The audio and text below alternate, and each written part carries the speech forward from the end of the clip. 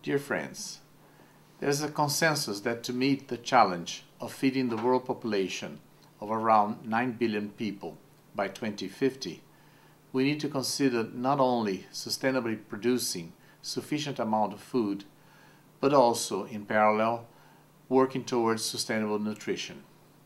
By this we mean providing a healthy diet for all. This is the core theme of the present World Nutrition Congress 2012 in Rio. With my audience today, I do not need to explain the topic any further, nor do I need to stress the central role that biodiversity plays in meeting this challenge. The Convention on Biological Diversity recognized the importance of the links between biodiversity, food, and nutrition by adopting, at COP8 in 2006, the cross-cutting initiative on biodiversity for food and nutrition.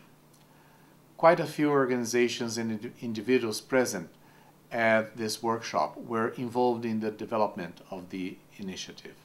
Its central purpose is to foster improved partnerships in order to implement activities at multiple scales.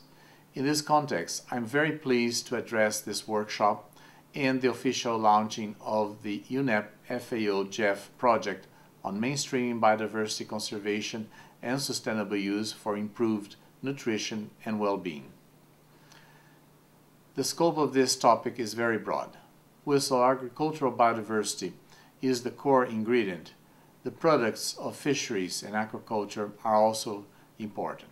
Arguably, the direct use of biodiversity outside cultivated systems, such as collecting medicinal plants and bushmeat, are also significant activities. How biodiversity supports ecosystem services, which in turn underpin the nutritional value of crops, is also relevant. A clear example being how healthy crops depend on healthy soils. The UNEP FAO-GEF project is essentially about mainstreaming. But this is not easy, and achieving truly effective mainstreaming can be elusive.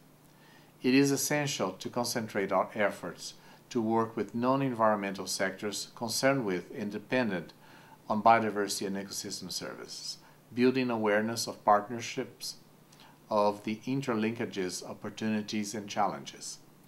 This involves engaging with partners beyond our usual horizons. Here people speak a different technical language, and their priorities are often different to ours.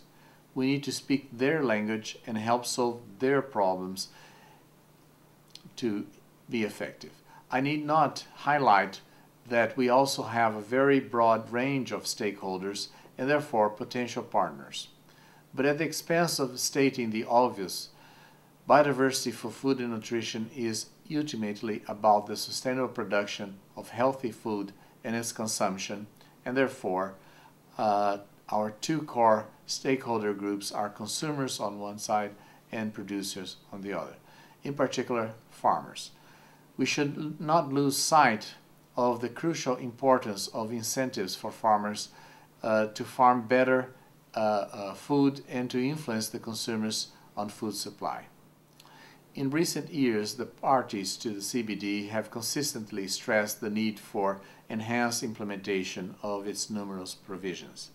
Biodiversity for food and nutrition is one area where I am optimistic that, given the right approach, we can make significant progress.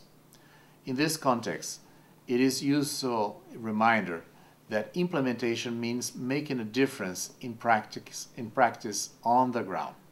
Clearly, this is one topic where alliances between a multitude of organizations and initiatives can make a difference. I congratulate you on the launch of this project. Thank you for your initiative and look forward to seeing real progress towards meeting our significant but not impossible challenges. The CBD Secretariat stands ready to help in any way we can. Thank you very much.